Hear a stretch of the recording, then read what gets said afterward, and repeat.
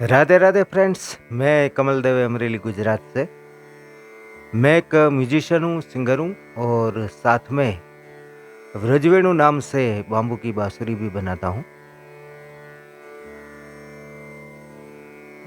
दोस्तों, करीब मैं 10 साल का था जब मेरे पिताजी ने मुझे हारमोनियम और गाना सिखाना प्रारंभ किया था। अभी मेरी एज जो है वो 53 इयर्स की है, यानी कि मैं 42-43 साल से म्यूजिक के साथ, संगीत के साथ जुड़ा हुआ हूँ। मैं कोई बिज़नेसमैन नहीं हूँ। मैं एक माताजी का, सरस्वती माताजी का उपासक ही हूँ। मैं संगीत का उपासक हूँ और कुछ बात करने के लिए मैंने ये वीडियो बनाया है आज। फिर जब मैं 17-18 साल का था तो वहाँ पे, जब हम गाँव में रहते थे तो वहाँ मेरे एक संगीत के, एक बाँसुरी के गुरु भी थे, जिनसे मैं शाम को मिला करता था।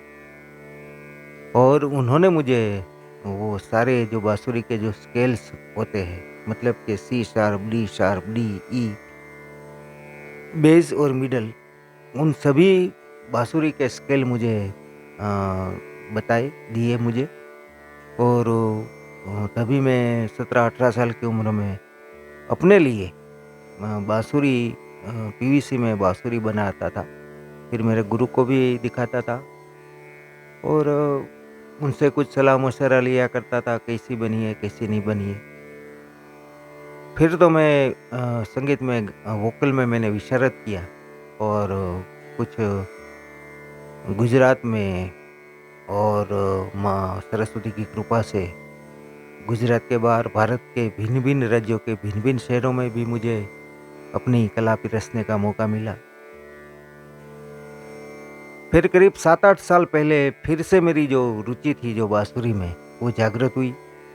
तो मेरे एक यहाँ पे एक गुरु है जिन्होंने फ्लूट में पीएचडी किया हुआ है और गुजरात के बहुत सारे वेल नोन गुरु हैं, संगीत बाँसुरी के प्लेयर है।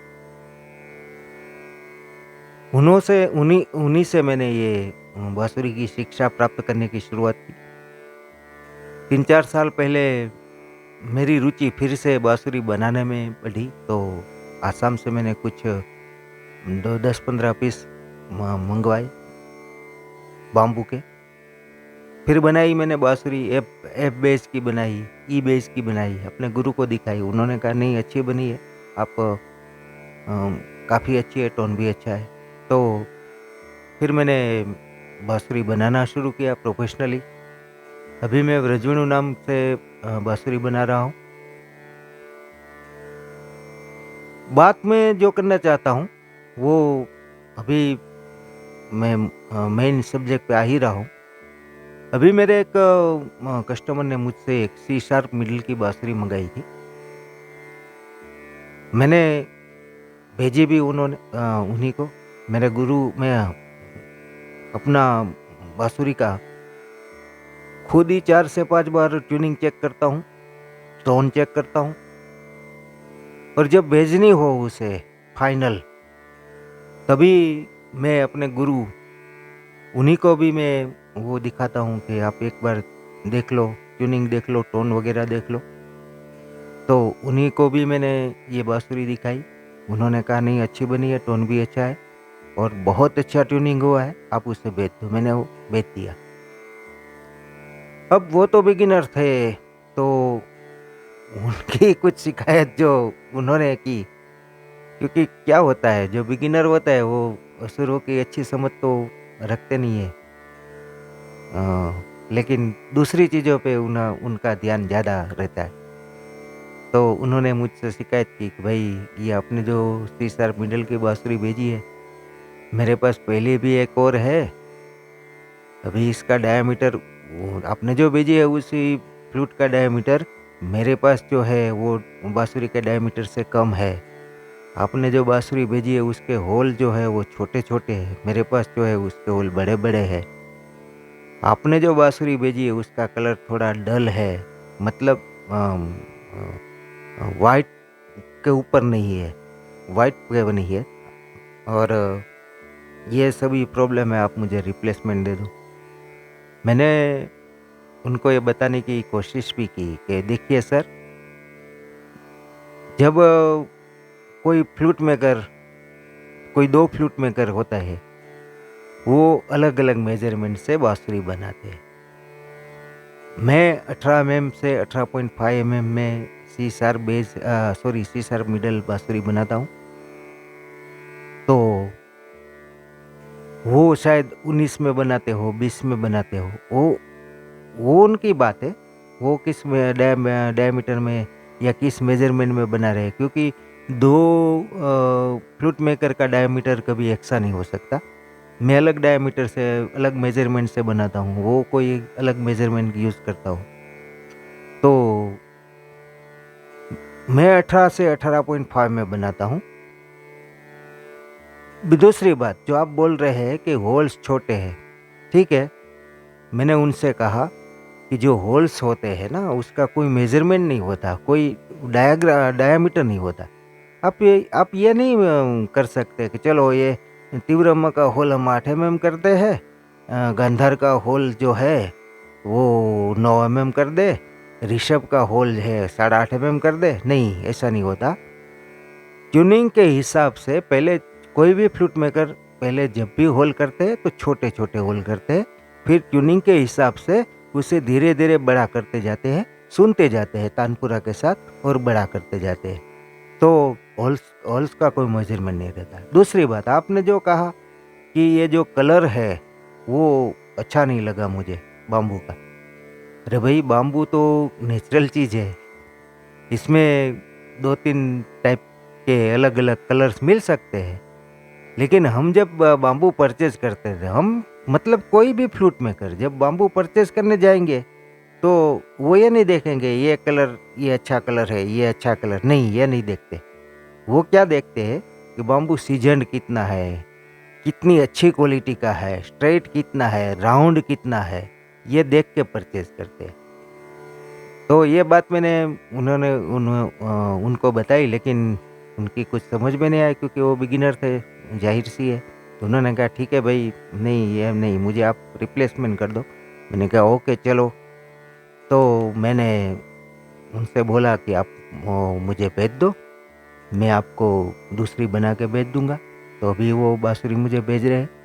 तो मेरे प्री बिगिनर्स, मैं आपको यही बात दिखाने जा रहा हूँ, आपका ध्यान कहाँ रहता है?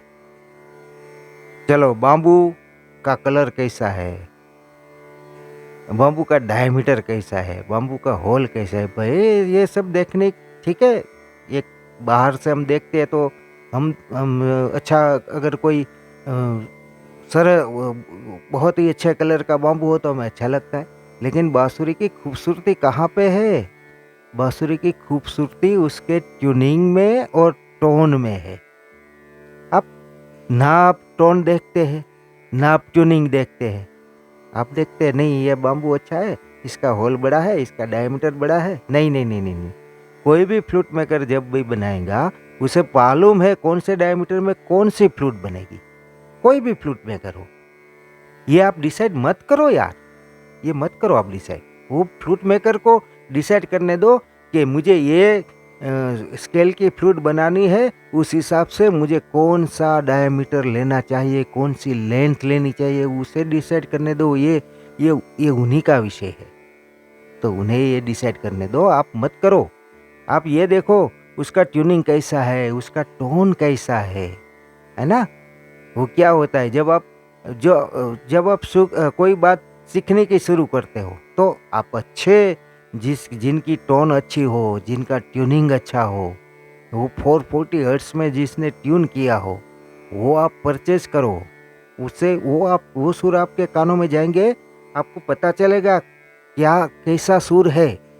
अगर आपने एक बार गलत सुरों आपने दिमाग में बैठ गए ना, तो फिर वो निकलेगा नहीं। फिर आपको कोई सही सुर आएगा तो आपको लगेगा अरे ये तो गलत बज रहा है, क्योंकि आपके दिमाग में गलत सुर बैठे हुए हैं। तो मैं आप अपने बिगिनर से ये विनती करता हूँ। एक और एक्सपीरियंस भी मैं मेरा बताने जा रहा हूँ। अभी कुछ साल पहले 2-3 साल पहले जब मैंने शुरू की तो मैंने मेरे कस्टमर को ईबेज की एक मैंने बाँसुरी भेजी थी। अब उसका दिक्कत ये थी वो भी बिगिनर्स थे। ठीक है, सारेगामापधनिसा बजा लेते थे, कुछ थोड़ा बहुत बाँसुरी पे बजा भी लेते थे कोई गाना बना। लेकिन प्रॉब्लम क्या हुआ, जब वो पंचम बजाते थे तो उन्हीं से वो नी का होल थोड़ा लीक रह जाता। तो लीक रहने की वजह से पंचम ठीक से बजता नहीं था। तो उनकी शिकायत आई, नहीं आपकी बाँसुरी में पंचम नहीं बज रहा। अभी मैंने पहले मैं आपको बोला कि मैं 3-4 बार मैं खुद चेक करता हूँ। तो उसके बाद मेरे जो गुरुजी जिनसे मैं सीख रहा हूँ वो भी चेक करते हैं। मैंने तो अच्छी तरह से चेक करके भेजी थी, लेकिन उन्होंने कहा पंचम नहीं बज रहा, बाकी सब सुर बोल रहे हैं लेकिन पंचम नहीं बज रहा है। तो मैंने कहा एक काम करो, आप मुझे एक वीडियो बना के भेजो, मैं देखता हूँ। उन्होंने मुझे वीडियो भेजा, मैंने देखा, मैंने तो जो नी का होल होता है वो थोड़ा लीक रह जाता था, तो उसकी वजह से पंचम नहीं बज रहा था। तो मैंने उनसे बोला, सर ये आपका जो नी का होल है वो ओपन रहता है, थोड़ा सा कहीं पे लीक रहता है, उसकी वजह से ये निषाद नहीं बज रहा है। आप एक काम करिए, आप अपने गुरु से, आप जिनसे सीख रहे हैं उनसे, या तो जो कोई अच्छा बाँसुरी बजा लेता हो उनसे आप बताइए और उनसे पूछिए कि भाई ये देखो ये पंचम मेरे से नहीं बज रहा है, तो ये बाँसुरी की प्रॉब्लम है, बाँसुरी मेकर की कोई प्रॉब्लम है, या मेरी कुछ गलती की वजह से नहीं बज रहा।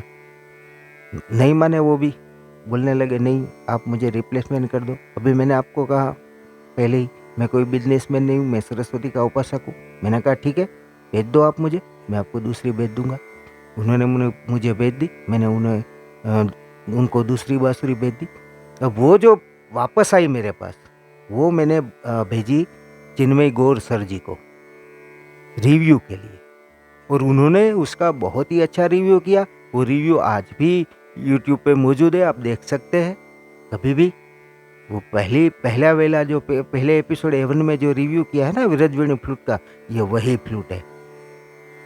तो मतलब मेरा कहना का ये है कि पहले आप फ्लूट मेकर्स पे गलत तरीके से इल्ज़ाम मत लगाइए भाई। आपको भी आप सीख रहे हैं, कुछ आपकी भी प्रॉब्लम्स हो गए, वो पहले आप देखिए कि मेरी गलती की वजह से तो ये नहीं हो रहा है ना। आपको नहीं मालूम होता तो किसी जो अच्छी तरह से बजा लेता हो बाँसुरी, उनको बताइए कि देखो तो ये इसमें ये है, तो आप आपसे ही है या फ्लूट मेकर से ही है, वो उसका पता चलेगा आपको। और मेरी एक आपसे रिक्वेस्ट भी है, आप जो भी बाँसुरी लो, मैं तो सरस्वती का उपासक हूँ। मेरा तो कोई बिजनेस करने के लिए मैं यहाँ पे नहीं आया हूँ, क्योंकि मैं करीब 25 सालों से लाइव प्रोग्राम वगैरह कर रहा हूँ और मेरा 2-3 बिजनेस और भी है। तो मैं तो यहाँ सिर्फ़ और सिर्फ अच्छी बाँसुरी, अच्छी टोन वाली बाँसुरी आप सबको मैं बना के दूँ, जो मेरी क्षमता है उस हिसाब से बना के दूँ, इसी सोच के मैं यहाँ पे आया हूँ। तो अच्छी बाँसुरी खरीदो, जिनसे क्या होगा, आपके कानों में अच्छे सुर जाएँगे। अपने कान को पक्का रखो, तानपुरा का उपयोग करो। कई बार क्या होता है, आप चेक करते हो लेकिन कहाँ पे, ट्यूनर पे चेक करते हो। अब बाँसुरी एक ऐसा इंस्ट्रूमेंट है जिसे आप ट्यूनर पे चेक नहीं कर सकते। ये कोई तार वाला इंस्ट्रूमेंट नहीं है भाई। ये अपनी फूँक से और गायकी के बिल्कुल करीब का इंस्ट्रूमेंट है ये। तो आप क्या करते हो, ट्यूनर पे चेक करने लगते हो, तो जब ज़्यादा फूँक हो जाएगी तो सुर थोड़ा ऊपर चला जाएगा, थोड़ी कम फूँक लगी आपकी, सुर नीचे हो जाएगा। नहीं, आप तानपुरा के साथ उसे चेक करो, देखो तानपुरा और आपकी बाँसुरी का सा मिल रहा है, फिर रे देखो, फिर ग देखो, म देखो, है ना? तो मेरी आपसे विनती है, आप सभी पर माँ सरस्वती की कृपा बनी रहे। और बहुत ही अच्छे-अच्छे फ्लूट मेकर्स हैं हमारे यहाँ, बहुत अच्छी बाँसुरी बनाते हैं। सभी बहुत अच्छी बाँसुरी बनाए, मैं ये नहीं कह रहा हूँ मैं ही अच्छी बना रहा हूँ। सभी लोग बहुत ही अच्छी बाँसुरी बना रहे हैं, बहुत अच्छा काम कर रहे हैं। और मुझे खुशी ये बात की है कि बाँसुरी सभी लोगों को पसंद आने लगी है। जो हमारे भगवान श्री कृष्ण का जो इंस्ट्रूमेंट है, जो उनका जो वाद्य है, वो भी सभी लोगों को पसंद आ रहा है, सभी लोग बजा रहे हैं उसे। तो सभी मेकर्स अच्छे हैं, सभी आप सभी भी लोग भी बहुत ही अच्छी मेहनत कर रहे हो, तो थोड़ा इस बात पर भी ध्यान दो भैया। अपनी गलती हो तो आप प्लीज़ फ्लूट मेकर के ऊपर मत डालो, पहले देख लो आपकी कोई गलती तो नहीं हो ना इसमें, क्योंकि मैं जब मैंने आपको बताया सी शार्प मिडल में उनको उनकी क्या नहीं भाई, ये डायमीटर पतला है, होल्स छोटे हैं, कलर्स अच्छा नहीं है। ये ये मैं आपको ये बताने जा रहा हूँ भैया, आप इन बातों पे ध्यान मत दो, आप ये देखो इसका टोन कैसा है, इसका ट्यूनिंग कैसा है ना। तो इसलिए मैंने ये आपको आज ये वीडियो बनाया है। आप देखो पहले, आपको पता ना चले तो आप जो आपसे जो थोड़ी ज़्यादा जानकारी रखता हो या तो जो फ्लूट बजाता हो या आप जिनसे सीख रहे हो उनसे बताइए कि ये देखो ये मैंने बाँसुरी यहाँ से परचेज़ की है, आप देख लो इसमें क्या अच्छी है क्या है, वो आपको बताएगा, है ना। और मैंने आपको कहा सभी जो फ्लूट मेकर्स है सभी बहुत ही अच्छा काम कर रहे हैं, बढ़िया काम कर रहे हैं, बहुत अच्छा काम कर रहे हैं। और मैं तो जब सीख रहा था 7-8 साल पहले, मैंने सभी फ्लूट मेकर्स की बाँसुरी लेकर रखी है मैंने, वो जिसमें ब्रांडेड भी है, ब्रांडेड नहीं, जो ब्रांडेड नहीं बनाते वो भी है। सभी की बाँसुरी मुझे तो अच्छी लगी, बहुत ही अच्छी बनाते हैं सभी। तो आप ये थोड़ा ख्याल रखिए। और अगर मेरा ये वीडियो अच्छा लगे तो प्लीज़ आप उसे लाइक कर दीजिए, मेरी चैनल को सब्सक्राइब भी कर दीजिए। और अगर आप अच्छी बाँसुरी अच्छे टोन वाली, अच्छी ट्यूनिंग वाली बाँसुरी खरीदना चाहते हैं तो आप मेरा संपर्क कर सकते हैं। मेरा नंबर डिस्क्रिप्शन में डाल के रखा है, तो आप ज़रूर मेरा संपर्क करें। तो दोस्तों इतना ही, राधे राधे।